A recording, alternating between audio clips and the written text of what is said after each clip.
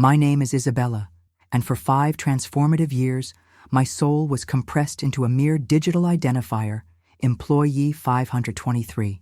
This is not just a story of corporate success. This is a sacred journey of how I alchemized the deepest soul wounds into golden wisdom, discovering that our most profound scars become the sacred doorways to our authentic power.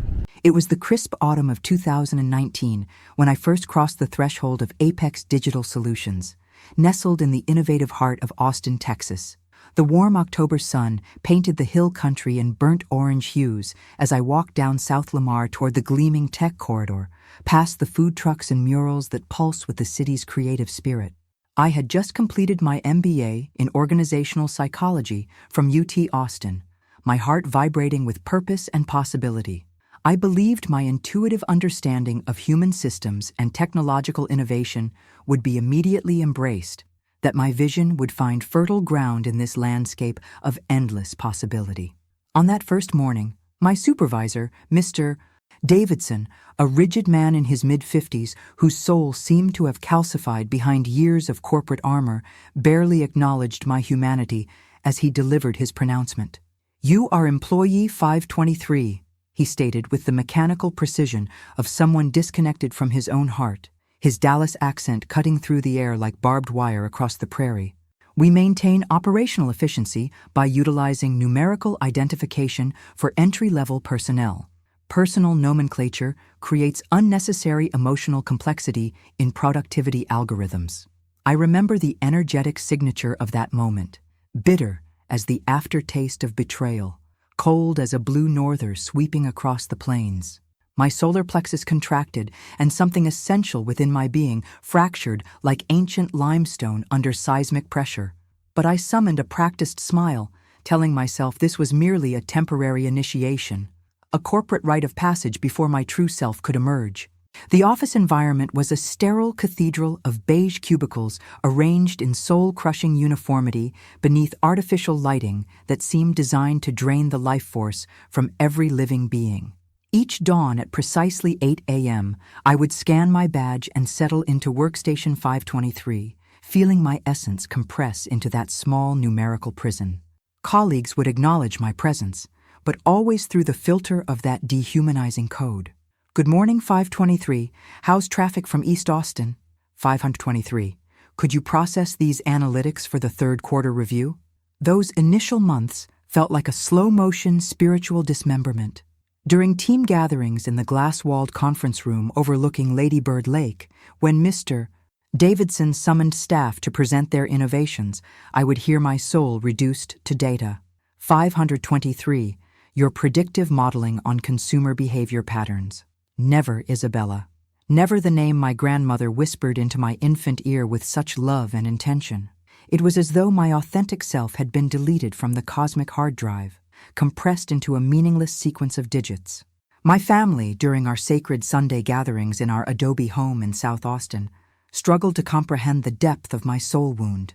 "Mija, at least you have steady income with excellent benefits," my mother would say, while preparing her legendary mole, the kitchen filled with the ancestral aromas of cumin and chocolate. In this uncertain economy, stability is a blessing from the Virgin. My father, who had built a thriving landscape architecture practice specializing in native Texas plants, would nod with weathered wisdom. "Trabajo es trabajo, mi amor. What matters is maintaining your integrity and honoring your ancestors through honest effort." But I felt my essence dissolving particle by particle, moment by moment. Each evening, as I drove my hybrid across the Congress Avenue Bridge while the bats emerged in their nightly pilgrimage, I would catch glimpses of my reflection in the windshield and witness a woman whose light was dimming. My eyes, once luminous with vision and purpose, now seemed as gray as the cedar smoke that drifts across the hill country during drought seasons. The winter of 2020 became my dark night of the soul.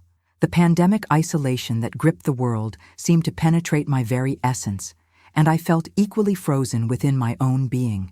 During one particularly soul-crushing virtual meeting, Mr. Davidson publicly humiliated me before the entire development team because I had dared to question our data ethics protocols. 523. Your function is to execute assigned algorithms, not to pontificate about philosophical abstractions, he pronounced with dismissive contempt. Strategic consciousness is reserved for personnel with demonstrated competency metrics. That evening, I returned to my small apartment overlooking Zilker Park and surrendered to the grief that had been building within my cellular memory. I stood before my bathroom mirror, surrounded by the healing crystals and sage bundles that connected me to my grandmother's wisdom, and whispered into the void, "Who are you, Isabella? What sacred essence remains beneath this numerical prison?" The response was a silence as vast as the Texas sky on a moonless night, yet something profound was stirring in the depths of my unconscious.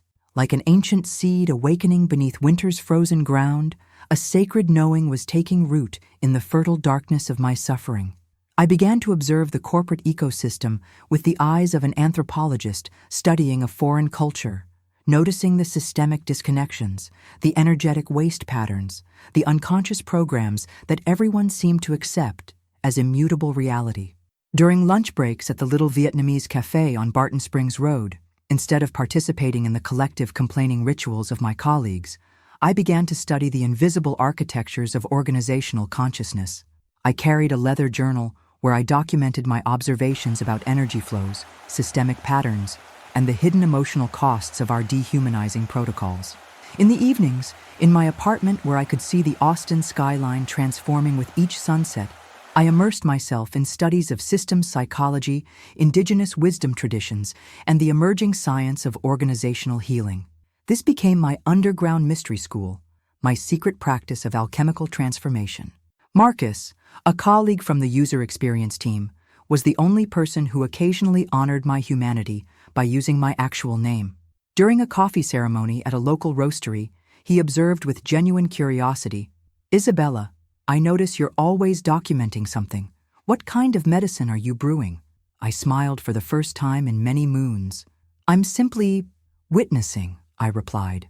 Sometimes the healing patterns are hidden in the shadows that everyone has learned to ignore. The year 2021 arrived like a cosmic reset button, forcing every organization to question its fundamental assumptions about reality. Our company was compelled to rapidly evolve its entire operational consciousness to accommodate remote work and new security paradigms.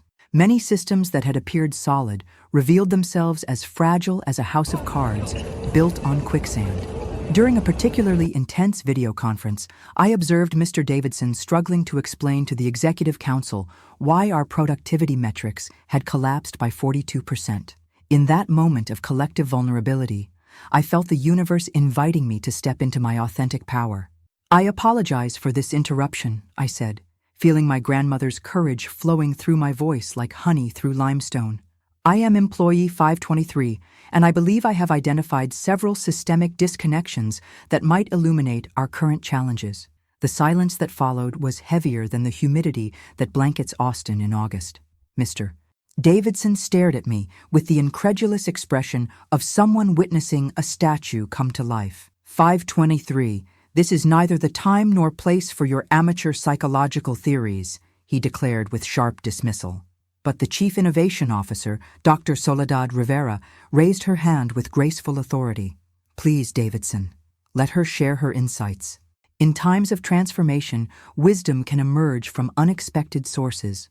I drew a deep breath, feeling my ancestors' breath supporting me, and began to unveil what I had been receiving during 2 years of enforced silence. I spoke about the energetic bottlenecks in our creative pipelines, the psychological waste products of our dehumanizing practices, the invisible costs that no financial algorithm had ever calculated. I presented a comprehensive vision for organizational healing based on principles of systems consciousness and regenerative design that I had been downloading during those solitary evening transmissions. As I shared my vision, I witnessed the energy in the virtual space beginning to shift and transform. Mr. Davidson appeared to be shrinking into his own shadow, while Dr. Rivera was receiving my words with the attention of someone recognizing an ancient truth. "These projections resonate with accuracy?" she inquired, studying my calculations for potential healing and restoration. "Yes, Dr. Rivera. I have verified these insights through multiple methodologies, With these consciousness shifts, we could reduce our systemic suffering by 36% and increase our collective flourishing by 51% within 14 months. The meeting concluded in sacred silence, as though we had all witnessed something ineffable. The following day I received a call from Dr. Rivera herself. 523. Forgive me. What is your soul name? Isabella Ramirez, and my spirit thanks you for asking. Isabella, I feel called to invite you to midwife the birth of your vision. You will guide a team of 16 souls and have direct access to our Council of Elders. The months that followed became a spiraling dance of death and rebirth. I worked 20-hour days, but for the first time in years, it wasn't depletion. It was pure life force flowing through me like the Colorado River through limestone canyons. Each morning, I awakened with the energy of someone midwifing something sacred into existence. The team entrusted to my guidance was initially guarded and skeptical. Patricia, a veteran developer with 19 years of institutional knowledge, shared her truth on our first day. Young sister, I have witnessed countless fresh graduates arrive with revolutionary visions, only to have their spirits broken by the machinery of corporate reality. Patricia, I responded with genuine reverence, I am not here to be broken. I am here to help us all remember our wholeness, to create something that honors both efficiency and our humanity. Gradually, I earned their soul trust, not through dominance or manipulation, but by witnessing their wisdom with deep respect, honoring their expertise as sacred knowledge, and transforming my theoretical downloads into practical medicines that made their work feel meaningful and alive. During the summer of 2021, while Austin celebrated its liberation from pandemic restrictions with outdoor music and collective joy, our results became undeniably manifest. Our collective productivity had increased by 49%. Our energetic waste had decreased by 61%. And for the first time in corporate memory, our organization was generating record profits while simultaneously increasing employee well-being and creative fulfillment. One evening in July, while I was working late in my home sanctuary with the hill country visible through my windows, Mr. Davidson called unexpectedly. His voice carried the weight of someone whose armor was finally cracking. Isabella, he said, and hearing my name from his lips felt like receiving an unexpected gift. I must acknowledge that I have been unconsciously perpetrating harm. I completely failed to recognize your gifts and, more significantly, your inherent worth as a soul having a human experience. I gazed out at the sacred landscape that had witnessed so much transformation. Mr. Davidson, there is no need for self-punishment. What matters is that we are now collaborating in service of something larger than our individual wounds. But within my being, I felt a complex alchemy of satisfaction and compassion, gratitude for his awakening, and a deep tenderness for all the years we had both spent trapped in unconscious patterns. Autumn arrived with its spectacular display of changing leaves in Zilker Park, and with it came an invitation that would catalyze everything. Our organization had received an acquisition proposal from a European consciousness technology consortium. It represented a magnificent opportunity, but with a sacred requirement. The acquiring entity wanted assurance that our transformation was authentic and sustainable, not merely temporary performance theater. Dr. Rivera invited me to her penthouse office with panoramic views of the lake and downtown skyline. Isabella, you have 10 months to demonstrate that your healing work can be replicated and maintained across all our locations. If you succeed, this merger will create abundance for every soul in our organization. If the integration fails, she didn't complete her thought, but the cosmic implications were clear. The future of our organizational family and hundreds of individual journeys was now flowing through my hands. The subsequent months became the most intense spiritual initiation of my incarnation. I journeyed between all our locations, from our innovation laboratory in Boulder to our research sanctuary in Asheville, seeding my consciousness technologies at every site. Each morning, I awakened carrying the weight of collective responsibility, but also with a determination that felt sourced from something eternal. During this sacred pilgrimage, I encountered Dr. Maria Santos, a depth psychologist and organizational healer the company had invited to support our collective transformation. Isabella, she reflected during one of our sessions in a quiet tea house in South Austin. What you have manifested transcends business improvement. You have facilitated a spiritual awakening within this organizational body. You have demonstrated that every soul carries infinite value, regardless of the numerical prison assigned by unconscious systems.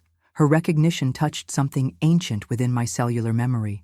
I understood that my journey had not been merely personal healing, but a symbolic transmission representing how human essence is too often compressed into data points, productivity metrics, and performance algorithms. The winter of 2022 became the season of ultimate witnessing. The European evaluators arrived with their devices and penetrating questions. They examined every process, interviewed every soul, verified every piece of our transformation. I accompanied them as a sacred guide, revealing not just improved metrics, but more importantly, the human beings who had remembered their wholeness.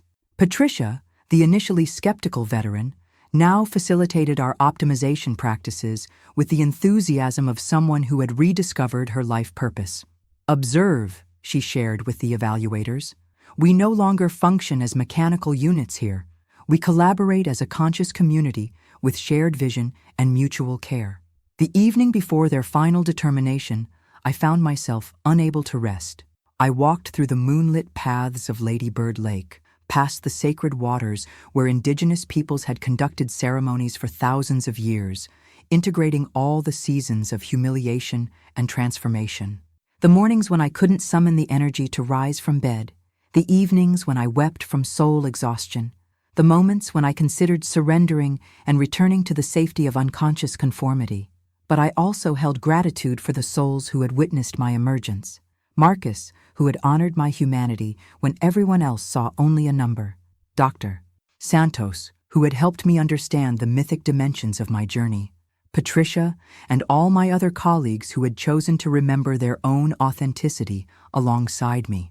On March 20th, 2022, the spring equinox, Dr. Rivera gathered our entire organizational family in the main auditorium.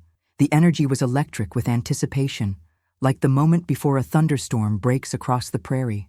I have the sacred honor to announce, she proclaimed with deep reverence, that Apex Digital Solutions has been officially welcomed into the Consciousness Technologies Consortium for $920 million.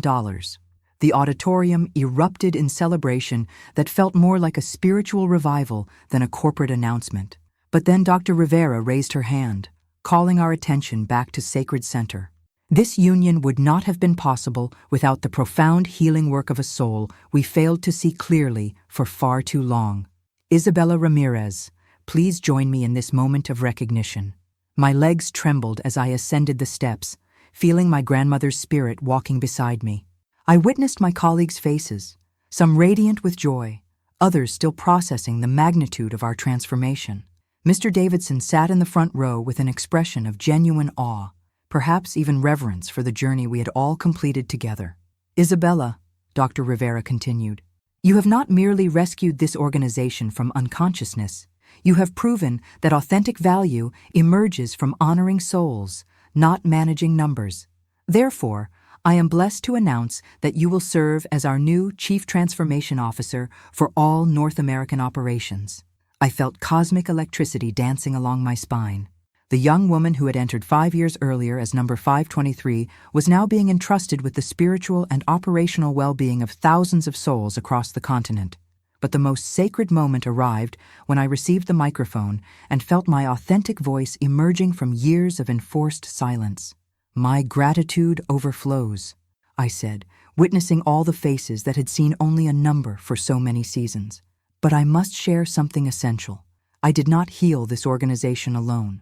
We have all participated in this collective awakening, as a conscious community, as a family of souls remembering our interconnection. I paused, allowing my grandmother's wisdom to flow through me.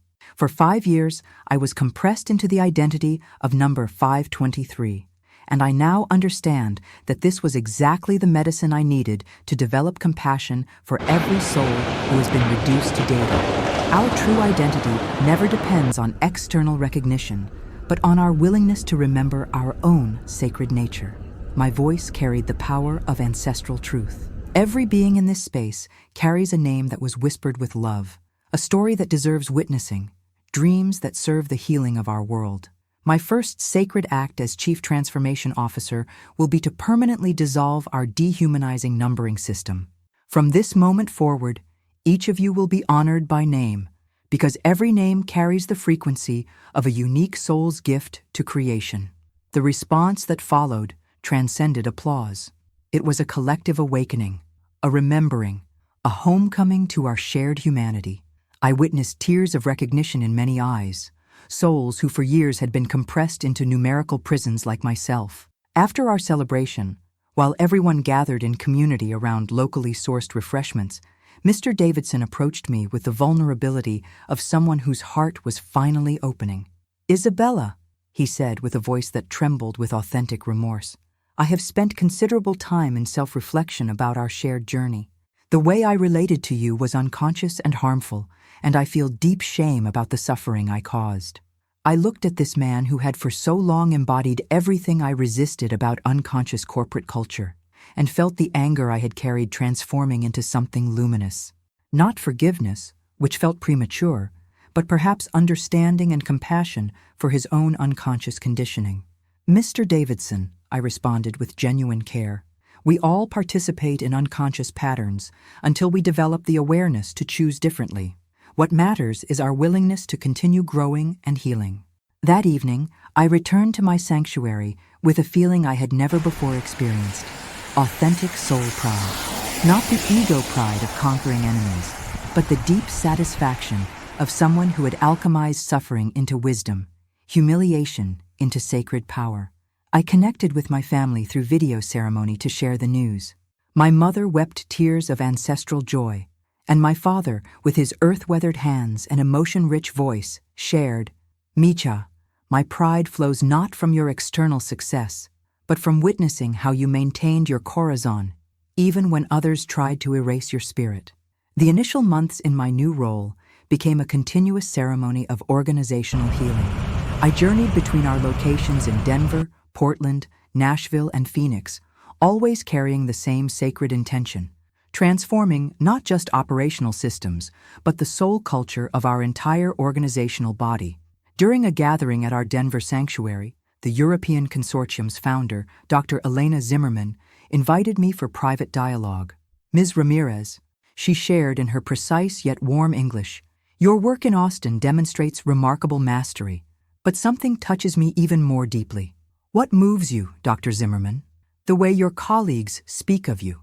It transcends professional respect. It feels like spiritual appreciation, soul recognition. How did you cultivate this quality of relationship?"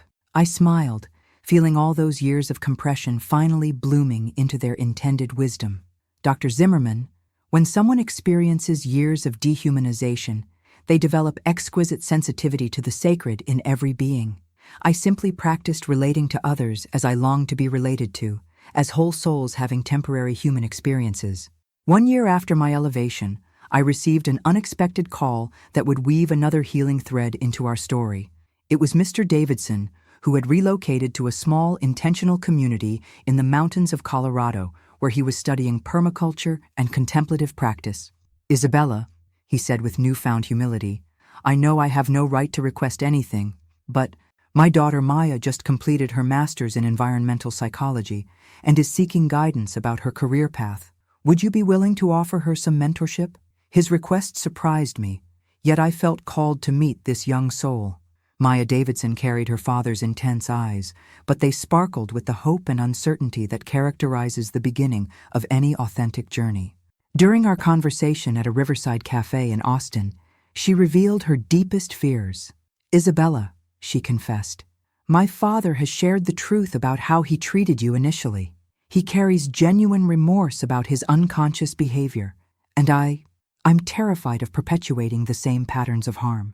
I looked at this 25-year-old seeker and recognized my own younger self. "Maya," I shared with sisterly love, "your father participated in unconscious systems until he developed the awareness to choose differently.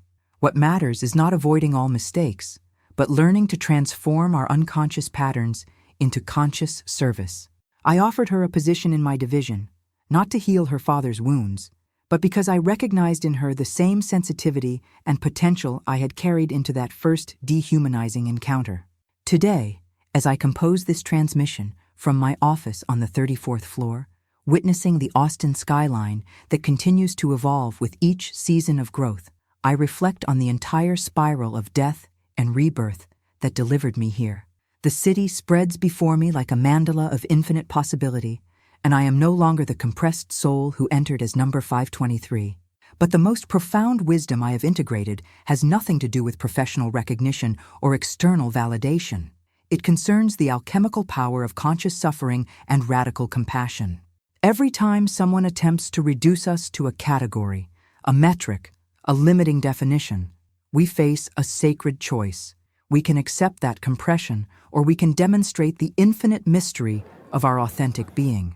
Last week, during our monthly ritual with all North American division leaders, I shared a download that emerged spontaneously from collective field. Sisters and brothers, I said, 5 years ago I existed as number 523. Today, I guide operations for $1 billion conscious enterprise. But the real transformation was not in my title or compensation. It was in remembering that our worth is never determined by external recognition, but by our willingness to honor the sacred in ourselves and all beings. Dr. Zimmerman nodded with the recognition of someone who had walked similar paths. This is medicine our entire species needs to integrate, Ms. Ramirez. But our story continues to weave new patterns of healing. Last week, I received a handwritten letter that shifted something fundamental in my understanding. It came from a young man in Portland who had discovered my story through an article in a consciousness publication. "Dear Isabella," he wrote in careful script, "I work for a company where they only acknowledge me through my employee identification number. Your journey has awakened hope in my spirit that seemed nearly extinct.